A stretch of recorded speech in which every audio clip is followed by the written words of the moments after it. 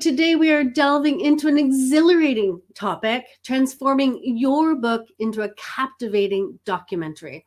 I am your host, Melody Ann.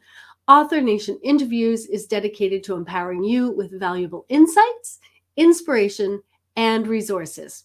You can unlock a wealth of resources at authornation.online. From expert writing tips to dynamic marketing strategies, we provide the essential tools you need to thrive and make your mark in the nonfiction world. So grab your favorite beverage, sit back, and get ready to explore the boundless possibilities of bringing your book to life through the magic of documentary filmmaking. Let me introduce our guest. Born an illegitimate child in the wake of World War II in Berlin, Nazi Germany, to a single mother, Vivianne Knebel options were very limited and her future looked bleak. She experienced poverty, cold, hunger, and was even driven to the point of considering suicide. To seek a better life, Vivianne immigrated to Canada as a teenager, but of course her misfortunes did not just evaporate. However, in response to a miraculous intervention, she persevered. Her book, From Rubble to Champagne, became a documentary film and has been recognized at film festivals around the world. Welcome, Vivianne. Hello, hello. Thank you for having me, Melody. Absolutely. So I have a question about this. I was really fascinated. So you were born an illegitimate child, but you were also born stateless. Yes, the So, reason for that was, yeah. you see, at that time, during the war, during Hitler's Nazi Germany, when you were born out of wedlock, you were illegitimate and therefore had no nationality because the law was such that you get the nationality of the father.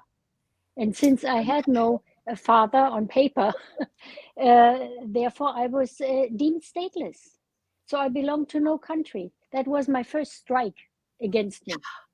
That's unfathomable to me, right? Yeah, Like just to think that, I think that, United Nations says that every child has a right to a name and a nationality, right? yes, I mean, there are other yes, rights, but to a name and a nationality. And so to be born without a nation under which you can be protected is, that must have been awful.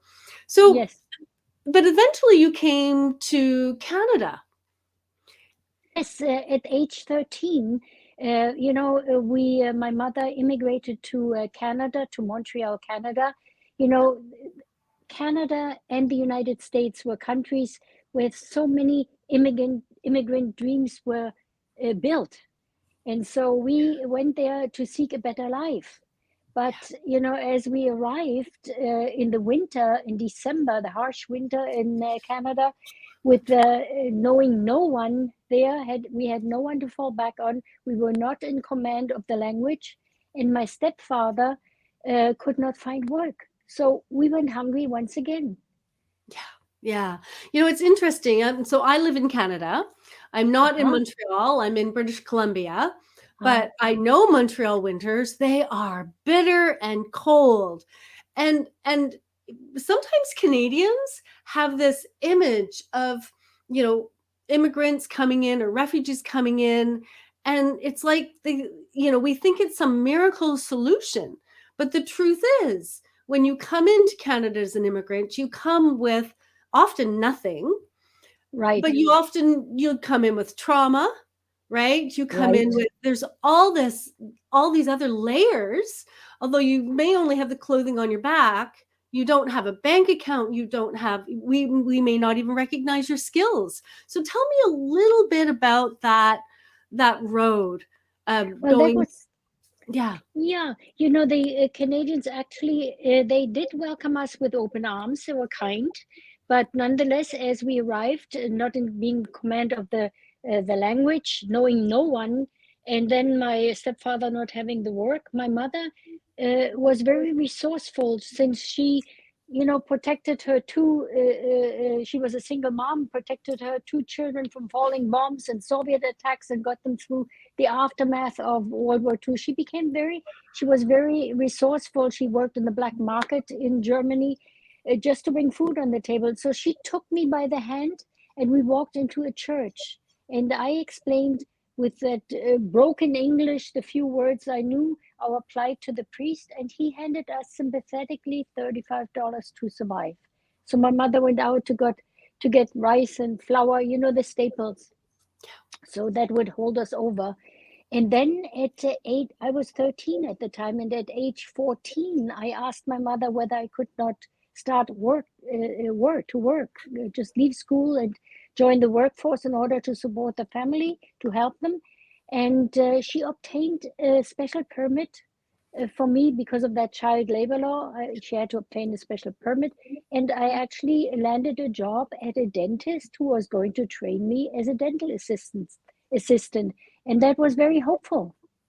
Yes, that is very hopeful. Now, I'm aware that there was something that happened. There was some kind of intervention that happened Yeah. that really changed the course of your life. So I don't want you to give away all the good stuff from your book, but will you just tell us a little bit about that so we can get Yes. Yeah. That work that did not pan out because my boss's friend came in one day when I was alone in the office, and he sexually abused me, and I had to leave the position.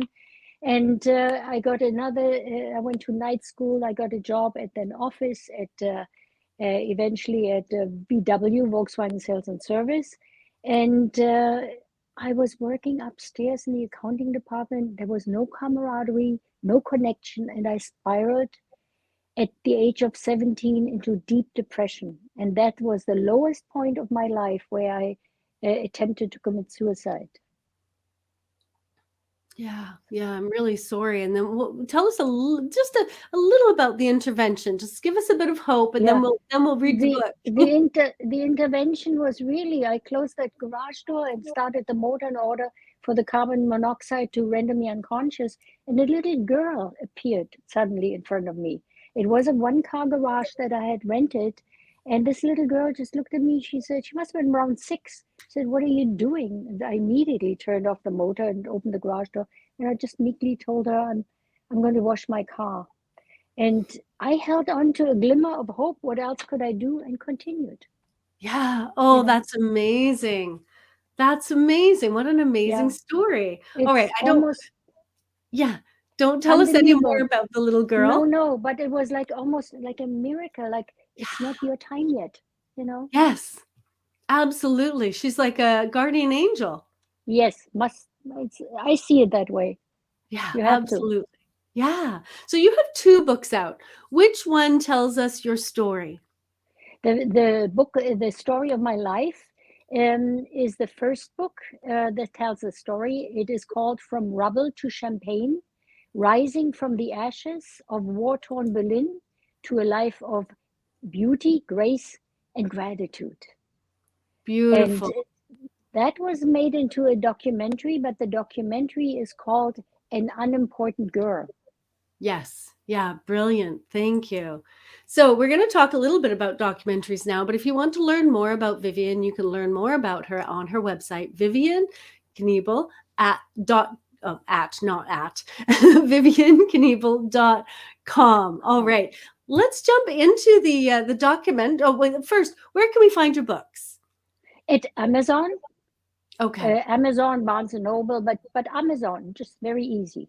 Okay, so if we go to your website, there might also be a link to Amazon as Yes, well. So yes, yes, I'm perfect. sure. All right. So tell us a little bit about the documentary. How did this happen? How did your books become a documentary? Did you Well, seek that out, or did somebody no, come to you? actually not. Anthony Mora, he has a PR firm and a film production company in Burbank, California. And he found my story so compelling that he decided to produce a documentary film. And so that just happened. When you write, you really have to ask yourself, why are you doing it? You know, Yes.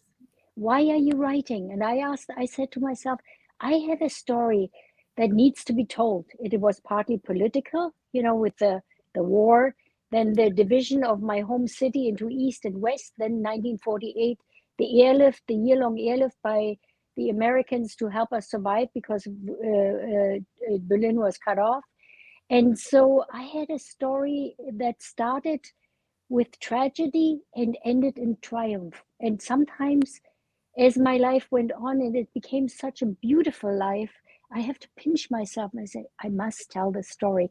And I wrote this book, From Rubble to Champagne, as a gratitude to my husband for his 80th birthday, because for all he's done for me, for believing in me, for encouraging me to learn and grow. I learned to pilot a plane. I ran a marathon. I helped him in the business. From someone who was least to succeed, I succeeded. That is beautiful. I love that, Vivianne. So, did somebody read your book and give it to the production firm? So, how did that actually happen? No, he has a PR firm, and he's my publicist, and that is how that happens. So I think whenever someone has in mind to have their memoir turn into a film, I think you need an agent. I Yes. wasn't seeking one for a film, but it just happened to be that way. Right. So you had he was your agent He and you was my were publicist. Yes, your publicist. So yes, his role was to get your story and your book out, out into the out. world. Yes, yes, And in doing that, he read some of it, looked at the story and thought, "Wait a minute, there's more to this."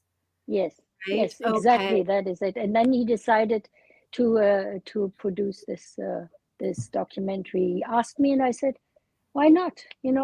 Dive. I was ready to dive right into it, and you know, as they filmed, I just took the viewer by the hand, just like I did with the book, and took them into my past. And it was all very natural, very open, very honest. Yeah. That's amazing. How long did it take to film the documentary? Oh, I think it took maybe 6 weeks, 8 weeks, perhaps. I don't exactly remember. I really don't remember how long Yeah, that so took. filming didn't take too long, but I'm sure the No, editing took even longer. yes, and it was done in two parts. They Okay. filmed and then they came back and filmed again. So yeah, so that Oh, all no. worked.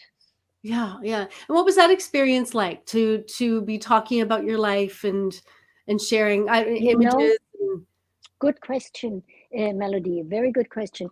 You see your life not just in bits and pieces. You see it as a whole. It's a yeah, very freeing experience, and it yeah, also gives you a purpose that you can do something good, not just for yourself, but also for others, yeah, because they can learn from my challenges that I've overcome, that life is not static, it will change, even if we don't want it to. So yeah, I think this has the power to educate people, to develop compassion, empathy, because there's much humanity depicted in the film. yeah, yeah. And Vivian, if somebody was out there listening and they felt depressed, desperate, desolate, what would you say to them?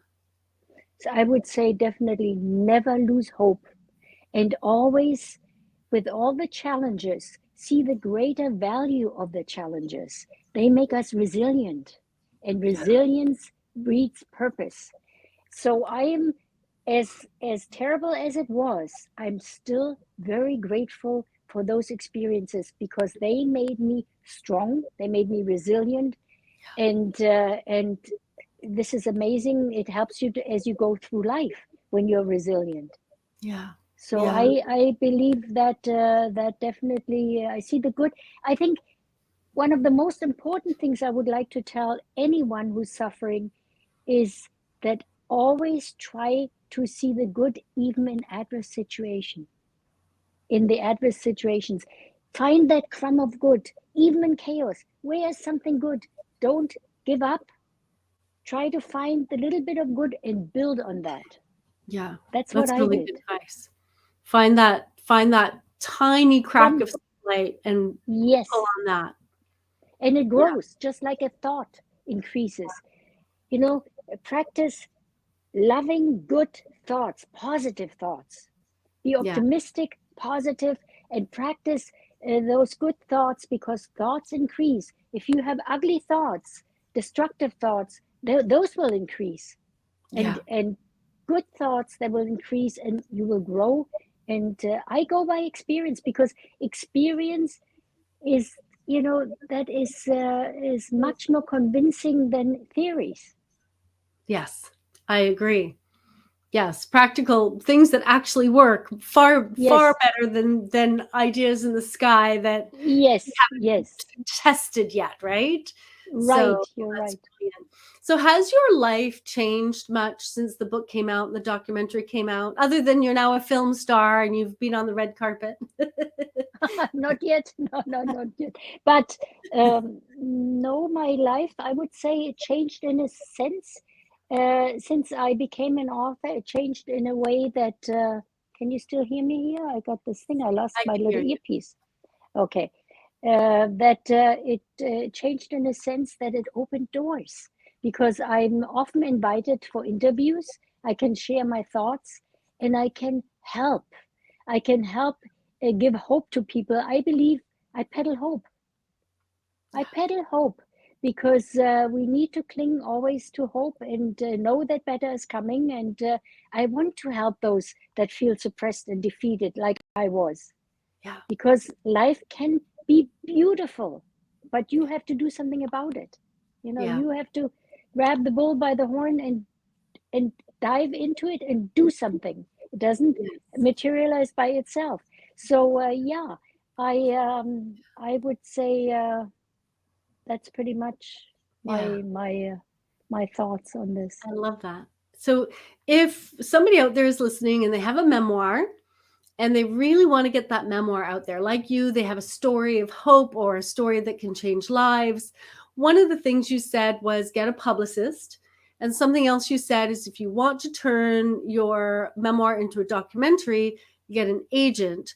What are what are the first three things that an author should do when they decide they want to turn their book into a documentary? One might be get an agent. Yeah, I would say that, but also, first of all, the content of the book, be open, be very transparent. Let people see you, deeply see you, which makes you vulnerable. And people are afraid of becoming vulnerable, but don't be. It means courage, the courage to face fears, and you don't want to cheat the reader. So I think you want to be very open and transparent, and courage. Have this courage and vulnerability. It builds bridges. Connect with the reader. It has to be authentic. And I think once you connect with the reader, then it'll take hold. Yeah, I love that. So be vulnerable, be courageous, connect with your reader, build a bridge to your reader. And when the book is out, get a publicist and get an agent. Is there anything else you'd like to add to that? No, I think that would be my thought. Yeah. And I think that's really good advice. A lot of people, they publish a book and they're like, now what? And it's like, no, wait, let's look at the book. Let's make sure the book is powerful Yes, before you move forward. Make yes, sure it's yes. readable. Make sure people will want to review it and recommend it out before, right? Right, right, right. But Perfect. the connection with the reader is Yes. so very important, I feel. Open your heart, open your soul, open your heart, be honest and open, Yeah. and that will connect. And also ask yourself, if you think you want to write a book because you want to make money, if that is your target, you most likely will miss your target. Mm. That will just follow. If it is a good piece, and it gives a message, and it can help someone, the rest will follow. Right. Yes. Focus on a good book first Yes, and then yes. worry about all the other Right, pieces, right. the high, having a high quality book, a good story, connecting with your readers. That's the very, very first thing you should do. Yes, I would say Thank you, so. Vivian, Yes. so much. How can people find you? I know they can find you on Instagram at Vivianne Knebel, author. Is that the best way to reach you? A good I way to reach think you? on vivianknebel.com is my website, Yes. and every information is on that. Oh, It says everything about me. perfect. So they can find you on the website. They can find you on Instagram. And on Facebook as well. I'm on And on Facebook as Facebook as well. well. Yeah. Perfect. Vivianne, thank you so much for joining us today. I've really enjoyed chatting with you. Do you have any Thank final you. words you'd like to share? No, I think just, you know, the author needs to remember, you know, everything we do starts with the first step. You know, it starts with your blank page. And I have a beautiful quote from Vladimir Nabokov. He wrote, "The pages are still blank, but there is a miraculous feeling of the words being there, written in invisible ink, just clamoring to become visible." And there's so much to that. You know, I remember uh, the blank page in front of me. How do I start? How do I do this? Well, dive in, go back, reflect on your life, and it'll just flow. It'll just flow. It's also a very freeing experience. To I me, absolutely agree. writing is really um, the secret to constant contentment. Oh, I love that. Thank you, Yes, it Vivianne. really is. And I make it a habit. I write, you know, becoming an author is a journey. My journey began when I was 70. I was diagnosed with breast cancer, although my life had been just perfect, was diagnosed with breast cancer. And then I became deeply spiritual and I started reading the wisdom of all the great minds, the philosophers, the poets that give us values, that help us make sense of the world. And that's when I started to think I can write too. And I started I made, for years, made notes of this wisdom, applied it to my own life experiences. And then I started to write. So that's how, at 70, I became an author. At 76, I published my first book. It's From Rubble to Champagne. A year and a half later, I published my second book, Lessons Learned About Life and Love, Living with Intention, and the Wisdom of Great Minds. And now I turned 80 and I just am about to, I'm finished my manuscript for my third book, which is called The Art of Aging. And Beautiful. there again, because I have so much experience and I feel an increasing energy, life is becoming more and more fascinating for me. I'm immensely grateful and I want to give back and give a lot of purpose and meaning to my life. I love it. Vivianne, you are an inspiration. Thank you so much for joining us today. Thank you, Melody, for having me. And it was a privilege to be in conversation with you and to speak to your audience. Thank you. And thank you for joining us today. We hope you found our discussion on turning your book into a film enlightening and inspiring, not only for the film, but for your life as well. So visit authornation.community for writing advice, marketing advice, and community support. Join the conversation and connect with fellow nonfiction authors who share your passion and your drive. And if you've enjoyed this episode, please consider leaving us a review or a comment and sharing it with others who may find it valuable. Keep writing, keep creating, and keep sharing your stories with the world.